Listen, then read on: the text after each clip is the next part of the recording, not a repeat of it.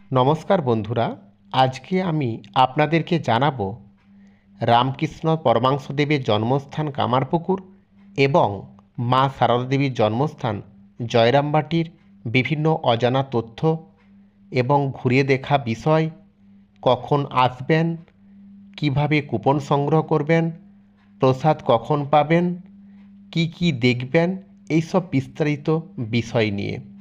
জয় ঠাকুর, জয় মা। শুরু করা যাক।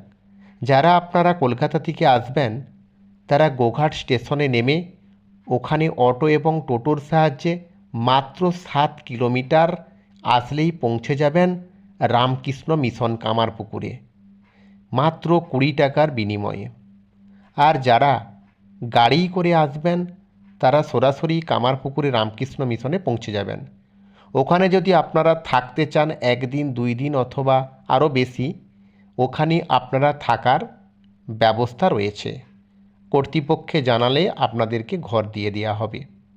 এছাড়াও আপনারা এসে যদি প্রসাদ খেতে চান তাহলে প্রথমেই কুপন সংগ্রহ করে নেবেন।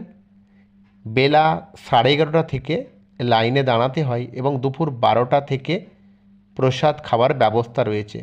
একসাথে 500 জন প্রসাদ খাওয়ার ব্যবস্থা রয়েছে। এরপর আপনারা কুপন সংগ্রহ করার পর ঠাকুরের জন্মভিটা এবং ঠাকুরের যে বিগ্রহ সেগুলিকে দর্শন করুন। শিব মন্দির যেখানে ঠাকুরের মা স্বপ্নাদেশ পেয়েছিলেন সেখানে দর্শন করুন। তারপর চলে যান ঠাকুরের যে গ্রন্থাগার রয়েছে সেখানে আপনারা কথামৃত, ঠাকুরের জীবনী এবং নানা অলৌকিক রহস্যের বিভিন্ন গ্রন্থ সংগ্রহ করতে পারবেন। ওখানে 12টার পর বন্ধ করে দেওয়া হয়, আবার বিকেল 4টে থেকে খোলা হয় এবং 6টা থেকে 6:30 পর্যন্ত সন্ধ্যা আরতি হয়। তারপর রামকৃষ্ণদেবের জীবনী কিংবা কথামৃত বিস্তৃত আলোচনা করেন ওখানকার মহারাজরা। আপনি দুপুরবেলা 12টার পর প্রসাদ গ্রহণ করার পর ওখান থেকে চলে যান মা সারদা দেবীর জন্মস্থান জয়রামবাটিতে, মাত্র 5 কিলোমিটার। ওইখানেও টোটো অটো অনেক দাঁড়িয়ে রয়েছে, আপনি মনে করলেন চেপে চলে যেতে পারবেন। মায়ের মন্দির খোলা হয় বিকাল 4টার সময়। বিকেল 4টের পর সকলের জন্য দর্শন করার ব্যবস্থা করে দেওয়া হয়। 4টের পর মায়ের মন্দিরে আসুন, মাকে দর্শন করুন, মায়ের যে জন্মভিটা তাকে দর্শন করুন এবং চারিদিকে ঘুরে বেড়ান।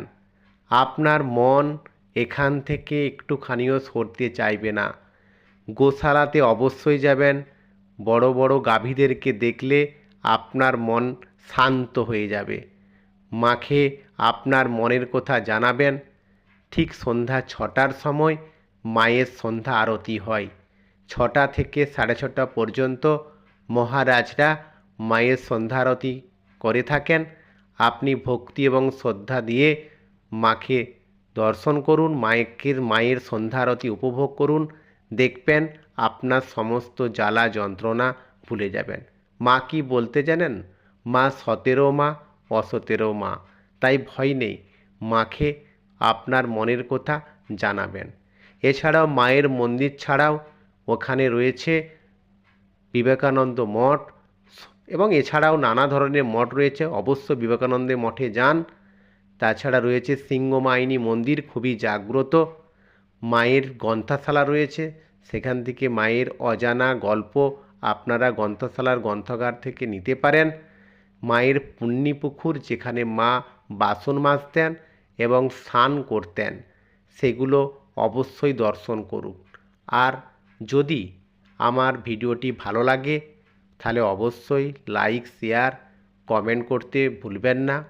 আর চ্যানেলটিকে অবশ্যই সাবস্ক্রাইব করে দেবেন আর কমেন্টে লিখবেন জয় মা, জয় ঠাকুর।